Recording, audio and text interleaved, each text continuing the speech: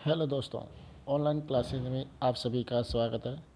दोस्तों, आज हम इस वीडियो में सेकंड ग्रेड जीके पेपर 2013 का सॉल्यूशन करेंगे।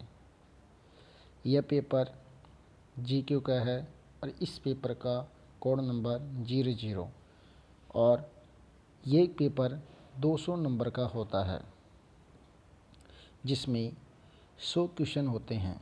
तो हमारा पहला क्वेश्चन है,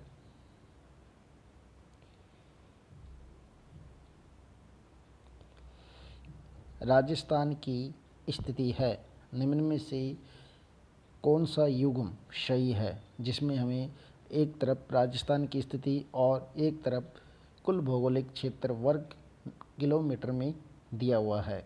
तो पहला क्वेश्चन है, निम्न में से कौन सा सही युग्म है। 23 डिग्री 23 डिग्री 12 मिनट उत्तरी अक्षांश से 69 डिग्री 30 मिनट 78 डिग्री 17 मिनट पूर्वी देशांतर। तो दूसरे नंबर में 30 degree 30 minute 30 degree 13 minute north, 69 degree 30 minute 78 degree 21 minute east, 23 degree 25 minute 30 degree 12 minute north, 69 degree 29 minute से 78 degree 25 minute east, 23 degree 28 minute से 30 डिग्री 14 मिनट उत्तर यानी नॉर्थ और 69 डिग्री 21 मिनट से लेकर 78 डिग्री 24 मिनट ईस्ट, जिसका वर्ग क्षेत्रफल है 3,42,243.67 वर्ग किलोमीटर। उसी प्रकार तीसरे नंबर में 34 यानी 34,224 1.33।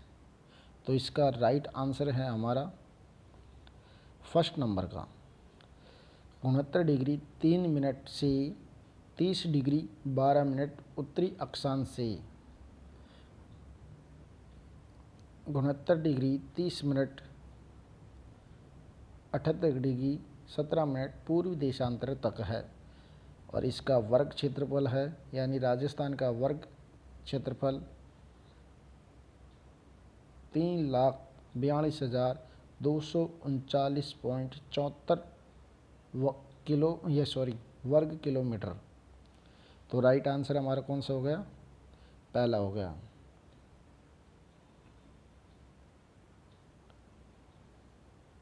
हमारा अगला क्वेश्चन है दूसरे नंबर का,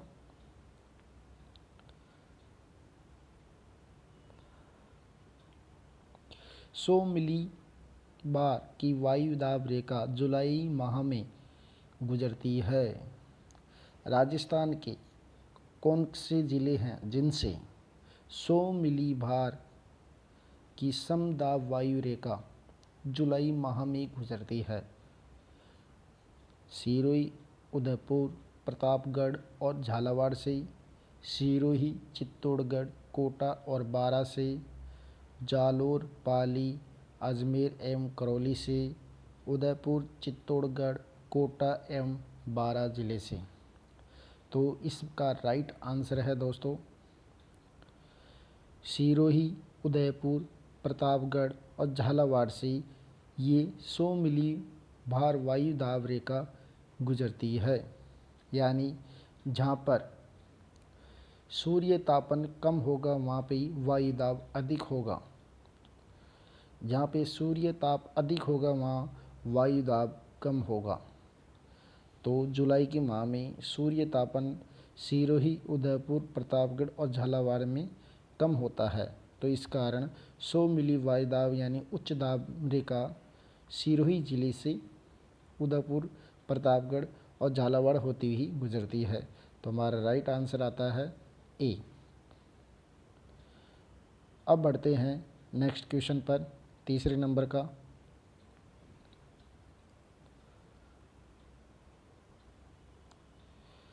तीसरे नंबर का क्वेश्चन है, अपवा क्षेत्र की दृष्टि से राजस्थान की नदी प्रणालियों का सही अवरोही क्रम है। यानी अपवा क्षेत्र की दृष्टि से राजस्थान की नदियाँ प्रणालियों का सही अवरोही क्रम है। जो नदी है उनकी प्रणालियों का सही क्रम ढूंढना है हमको, जो भी अवरोही क्रम में। अवरोही क्रम में जैसे चंबल, लूनी, माही, बनास, बनास, चंबल, लूनी, माही, चंबल, लूनी, बनास, माही, बनास, चंबल, माही, लूनी। तो ये इन चारों में से अवरोही क्रम का कौन सा है जो प्रणालियों की दृष्टि से है, अपवा क्षेत्र की दृष्टि से। तो इसका राइट आंसर है हमारा चंबल पहले नंबर पे आएगी, फिर लूनी नदी, फिर बनास, फिर माही। यानी इसका राइट आंसर हो गया चंबल, लूनी, बनास, माही। हमारा नेक्स्ट क्वेश्चन है चौथे नंबर का।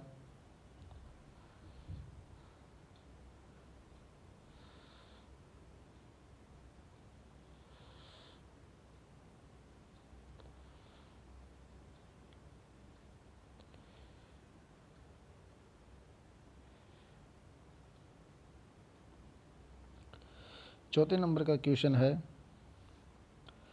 राजस्थान में प्रथम योजना काल से अब तक फसलों के प्रतिरूप में क्या परिवर्तन घटित हुए हैं। यानी उनके आंकड़ों में, जो फसलों के आंकड़ों में क्या परिवर्तन हुए हैं। जैसे अनाज की फसलों का क्षेत्रफल 42% से बढ़कर 56% हो गया है। दालों का क्षेत्रफल 21% से घटकर 18% यानी 18% रह गया है। तिलहनों का क्षेत्रफल 6% से बढ़कर 21% हो गया है। कपास, गन्ना, ग्वार, चारा फसलों का फल, सब्जी व मसालों का क्षेत्रफल 19% से बढ़कर 20% हो गया है। तो इसमें यानी नीचे दिए गए कूट का सही उपयोग करके हमें सही उत्तर को छांटना है। तो हमारा इसमें आंसर आएगा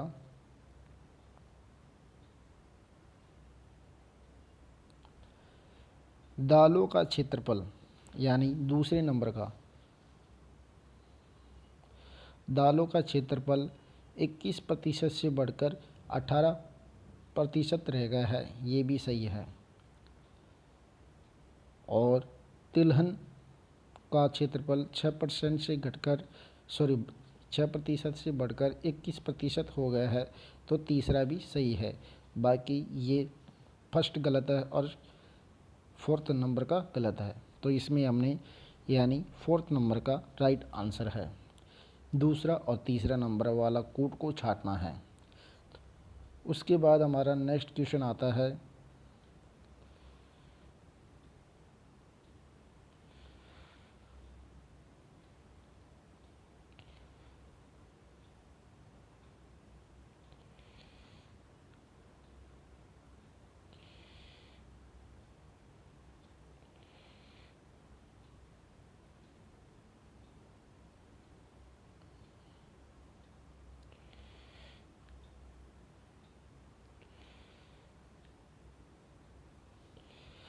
सूची फर्स्ट को सूची सेकंड से सम्मिलित कीजिए तथा नीचे दिए हुए कूटों का सही उपयोग करिए।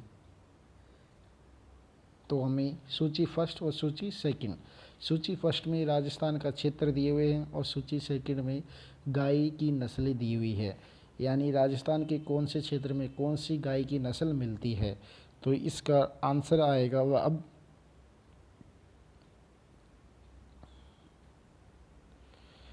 जैसे अब मिलान कर लेते हैं।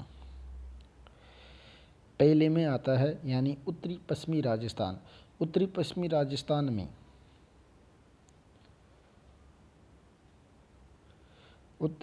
राजस्थान में कंकरोज प्रकार की गाय की नस्ल पाई जाती है? कौन सी? कंक्रोज प्रकार की गाय की नस्ल पाई जाती है। और दक्षिणी पश्चिमी राजस्थान में, सॉरी ये हमारा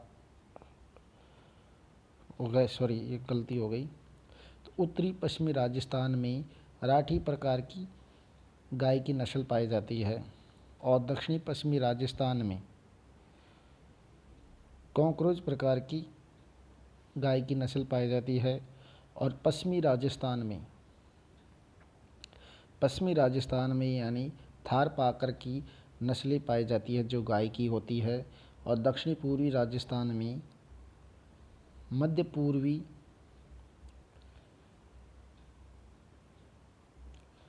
जो दक्षिणी पूर्वी मध्यवर्ती राजस्थान है उसमें गिर प्रकार की नस्लें पाई जाती है।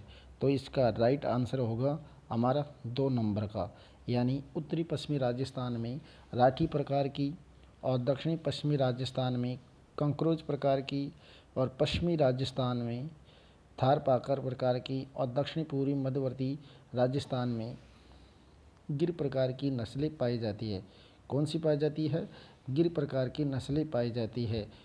हमने आज ये देखो जूम कर दिया, आप मिलान कर सकते हैं, करते हैं। जैसे उत्तर पश्चिमी मराठी, दक्षिण में कंक्रोच, पश्चिमी राजस्थान में थारपाकर और गिर में ये। तो इस प्रकार कूट के अकॉर्डिंग वहाँ पे आएगा बी नंबर। कौन सा?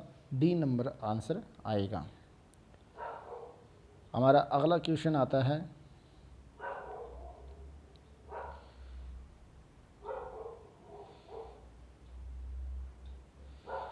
औद्योगिक संभावनाओं के आधार पर राजस्थान के निम्नलिखित में से कौन से जिले एक श्रेणी के अंतर्गत आते हैं? तो आप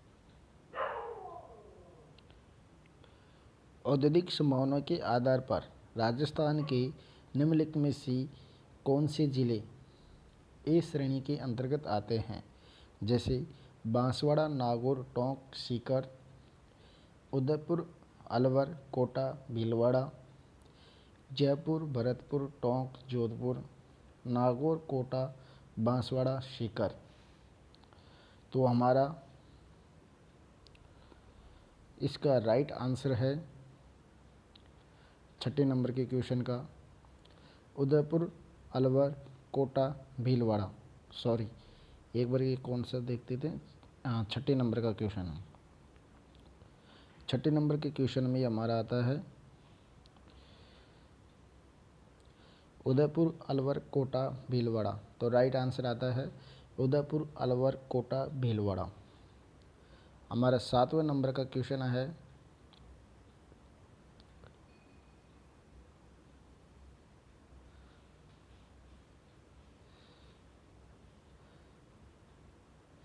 राजस्थान में निर्धनता उन्मूलन की आरंभ की गई नवीनतम योजना है। राजस्थान में राजस्थान में निर्धनता उन्मूलन की आरंभ की गई नवीनतम योजना है। किसकी? निर्धनता उन्मूलन की योजना है। तो वो कब की गई थी? पश्चिमी राजस्थान में निर्धनता निवारण प्रोजेक्ट, जिसे यानी एम पावर कहा जाता है, स्वर्ण जयंती ग्राम स्वरोजगार योजना SGSY, महात्मा गांधी राष्ट्रीय ग्रामीण रोजगार गारंटी स्कीम यानी मनरेगा जिला निर्धनता पहल प्रोजेक्ट है। तो 7वें नंबर का क्वेश्चन का आंसर आता है पश्चिमी राजस्थान में निर्धनता निवारण प्रोजेक्ट एम पावर। तो राइट आंसर आता है 1। हमारा 8वें नंबर का क्वेश्चन है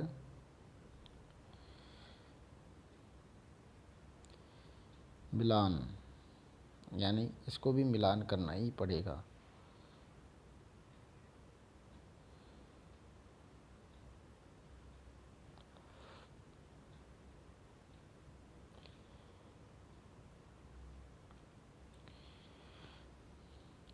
सूची फर्स्ट, सूची सेकंड को मिलान कीजिए।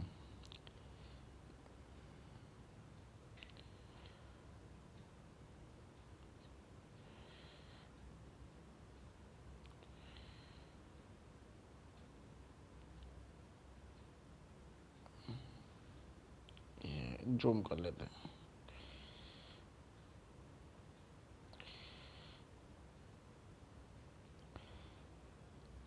सूची फर्स्ट सूची सेकंड को मिलान कीजिए। तो हमारा पहला आता है कृषि एवं सहायक क्रिया।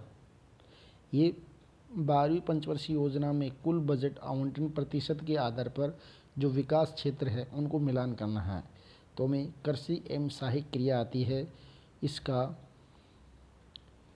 6.61% ये हमारी 12वीं पंचवर्षीय योजना में होता है। ग्रामीण विकास, ग्रामीण विकास में जो योजना है यह विकास क्षेत्र है, इसका 12वीं पंचवर्षीय योजना में 9.10% आवंटन किया गया है। ऊर्जा, ऊर्जा का क्षेत्र को 37.43% जो 12वीं पंचवर्षीय योजना में आवंटन किया गया है। और सामुदायिक सेवाएं यानी 34.53% आवंटन किया गया है। तो ये कोट के हिसाब से देख लेते हैं हमारा आंसर कौन सा आता है। 8वें में आएगा हमारा कोट के हिसाब से डी नंबर आएगा। कौन सा? डी आंसर आएगा।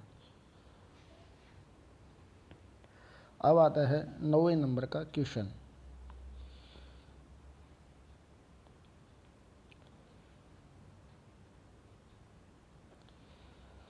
राजस्थान में सीमेंट उत्पादन में प्रमुख जिले हैं।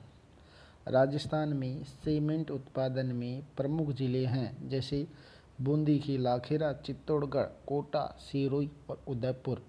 चित्तौड़गढ़, उदयपुर, प्रतापगढ़, बांसवाड़ा, सिरोही, कोटा, डूंगरपुर एवं बांसवाड़ा, कोटा, बूंदी, टोंक एवं भीलवाड़ा। तो हमें राजस्थान में जो सीमेंट उत्पादन के प्रमुख उत्पादन जिले हैं, तो हमारा राइट आंसर आता है 1 नंबर का, यानी बूंदी, चित्तौड़गढ़। सीमेंट उत्पादन में कहाँ पे? सीमेंट उत्पादन में बूंदी है, चित्तौड़गढ़ है, कोटा है, सिरोही है और उदयपुर। ये हमारा कौन सा है? 9वें नंबर का क्वेश्चन है। तो उसका आंसर है राजस्थान में सीमेंट उत्पादन के जो प्रमुख जिले हैं बूंदी, चित्तौड़गढ़, कोटा, सिरोही एवं उदयपुर। हमारा अगला आंसर है, अगला क्वेश्चन है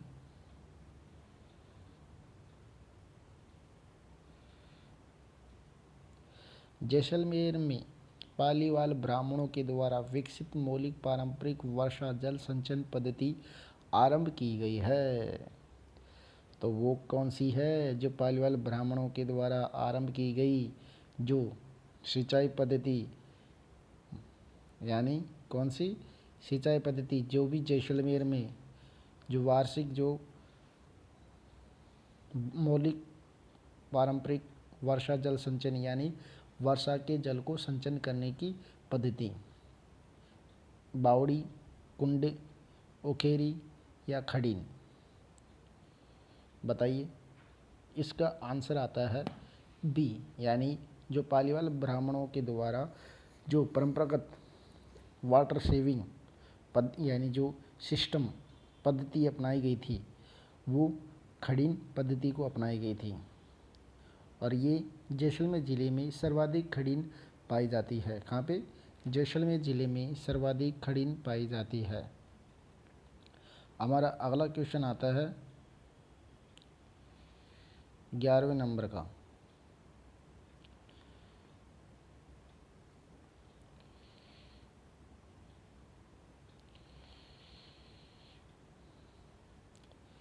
निम्नलिखित में से कौन सा कथन सही है? 11वां नंबर कहता है गणेश्वर एक उत्खनन स्थल नहीं है। कौन? ये भी सही। ये देखो हमें इसमें से रॉन्ग कौन से हैं? गणेश्वर एक उत्खनन स्थल नहीं है, ये उत्खनन स्थल है, तो इसका मतलब ये गलत है। तो हमको कथन सही छांटना है। बैराट एक ग्राम संस्कृति है। ग्राम संस्कृति है बैराट? ग्राम संस्कृति है ही नहीं। ग्राम संस्कृति तो आहड़ सभ्यता है। कौन सी? आहड़।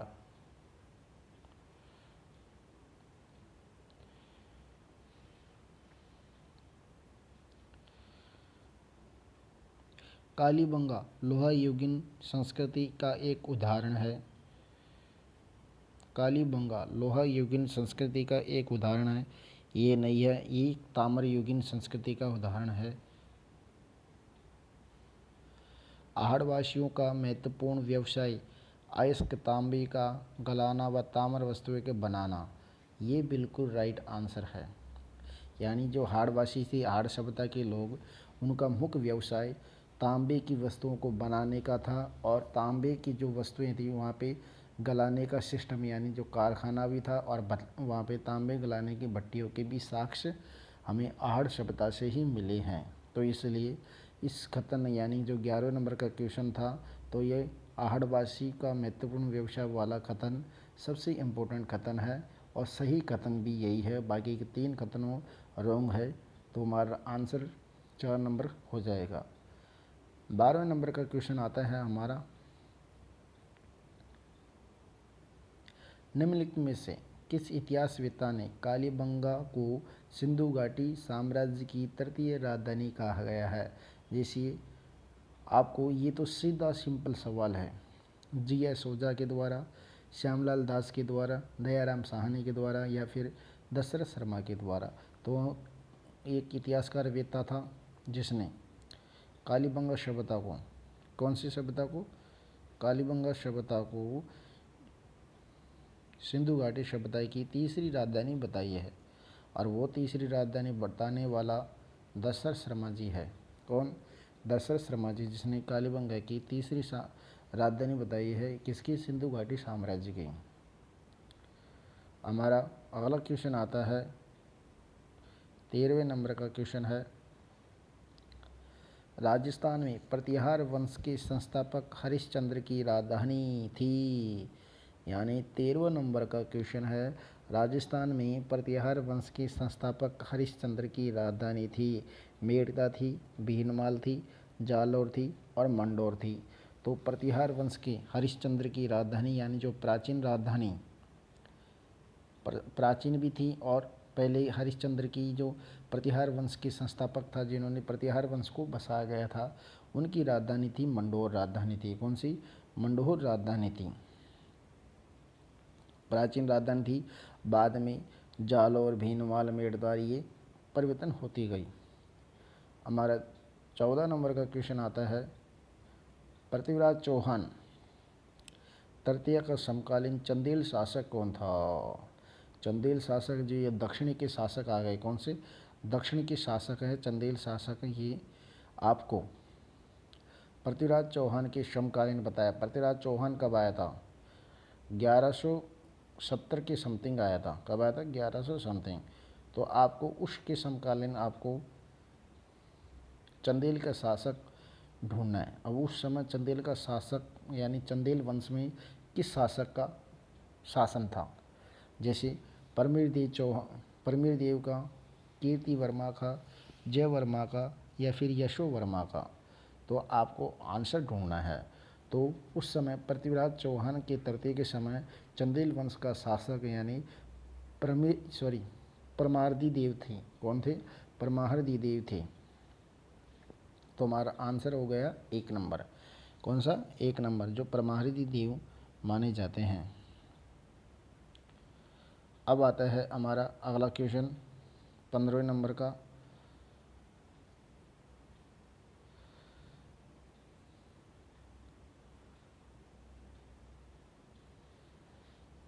अलाउद्दीन खिलजी की निम्नलिखित विजयों का कालक्रम अनुसार व्यवस्थित कीजिए। अलाउद्दीन खिलजी ने पहले कौन सी पर विजय की है और उनको हमें एक कालक्रम के अनुसार व्यवस्थित करना है। तो उन्होंने सबसे पहली विजय रणथंभौर पे की थी। यानी 1 नंबर पे रणथंभौर आएगा। पहली विजय उन्होंने रणथंभौर पर की थी। दूसरी विजय उन्होंने जालौर पर की। तीसरी विजय उन्होंने चित्तौड़गढ़ पर की और चौथी विजय यानी सिवाना, जालौर था, सिवाना का दुर्ग है, जालौर में है, इस पे चौथी विजय की थी। तो हमारा कालक्रम हो गया 1 नंबर यानी ABCD। आंसर अलाउद्दीन खिलजी ने सबसे पहले रणथंभौर पर आक्रमण किया। उसके बाद उन्होंने जालौर पर को जीता। जालौर को जीतने के बाद उन्होंने चित्तौड़गढ़ पर आक्रमण किया। उसके बाद सिवाना दुर्ग पर आक्रमण किया था। तो हमारा आंसर है ABCD। 16 नंबर का क्वेश्चन है हमारा,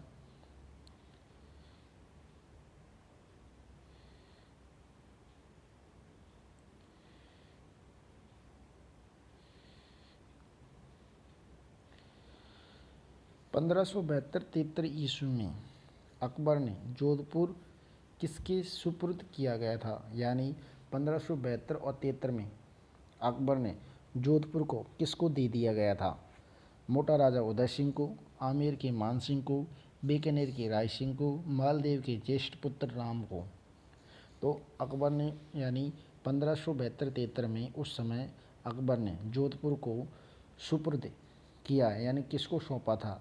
उस समय बीकानेर की राय सिंह को सौंपा गया था। किसको? बीकानेर की राय सिंह को सौंपा गया था।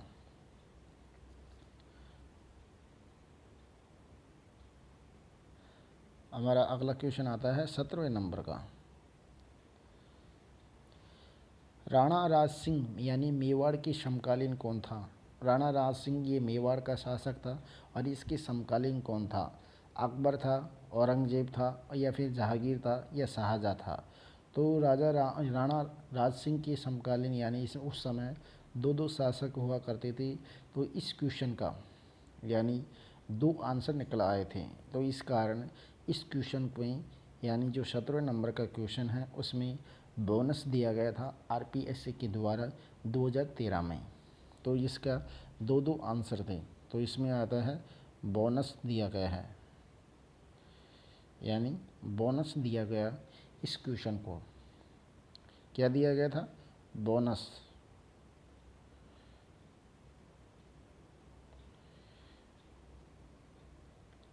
अब आता है हमारा 18वें नंबर का क्वेश्चन।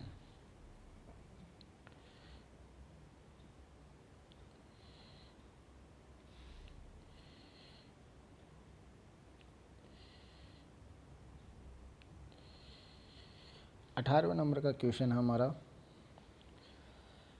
कतिपय राजपूत शासकों की सूची नीचे दी जा रही है, जिसमें आपको 2 का चयन करना है और जो मुगलों का सहयोग किया है।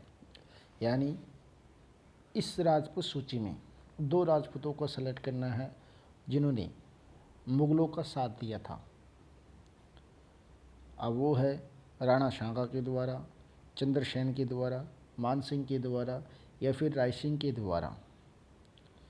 यानी एक तो राणा सांगा के सहयोग किया था, मुगलों को सहयोग करने वाले 2 शासक थे, और वो 2 शासक कौन कौन है?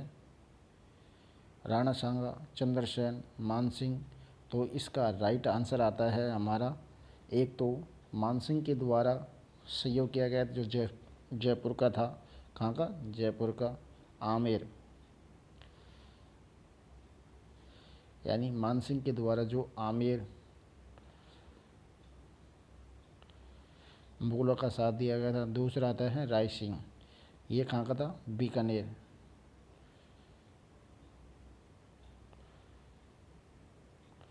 बीकानेर का।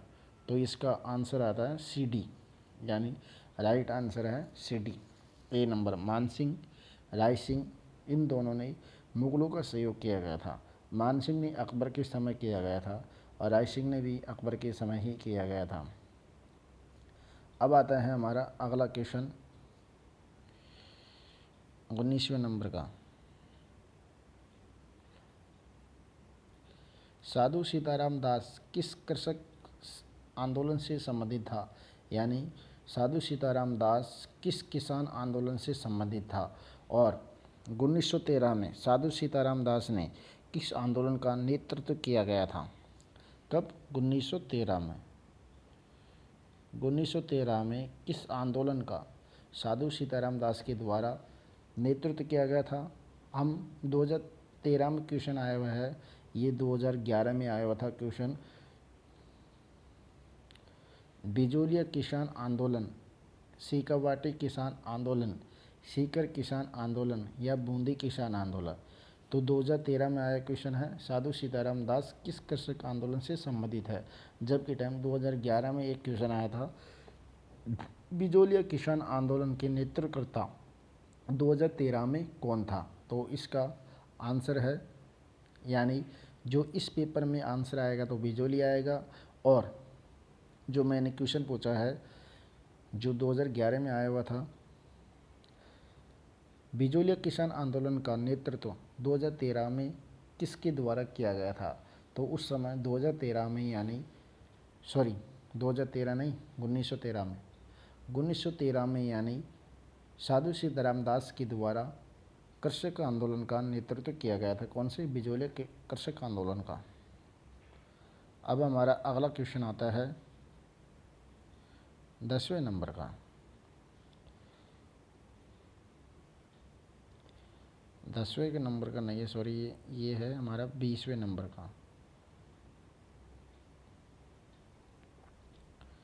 अब 20वें नंबर का आंदोलन आपको इसमें प्रजामंडलों की सूची तैयार करनी है। किसकी? प्रजामंडल आंदोलन की सूची तैयार करनी है। तो इसका राइट आंसर आएगा आपके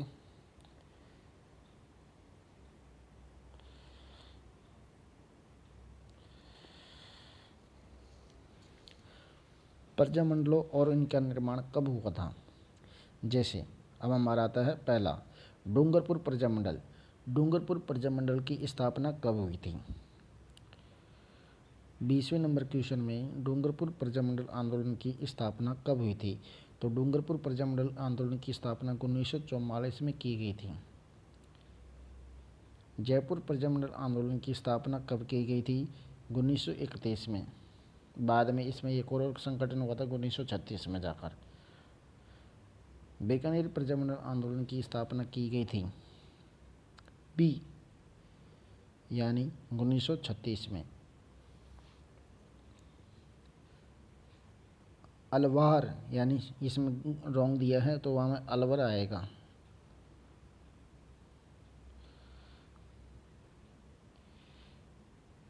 डूंगरपुर की है 1944। जयपुर की 1931, बीकानेर की 1936, अलवर की है 1938 में स्थापना की गई थी। तो इसका आंसर आता है हमारा 2 नंबर, यानी डूंगरपुर प्रजामंडल की स्थापना 1944 में की गई थी। जयपुर प्रजामंडल आंदोलन की स्थापना 1931 में, और बीकानेर प्रजामंडल आंदोलन की स्थापना 1936 में, और अलवर प्रजामंडल आंदोलन की स्थापना 1938 में की गई थी। दोस्तों, इसके आगे के क्वेश्चन हम अब अगले वीडियो में अध्ययन करेंगे।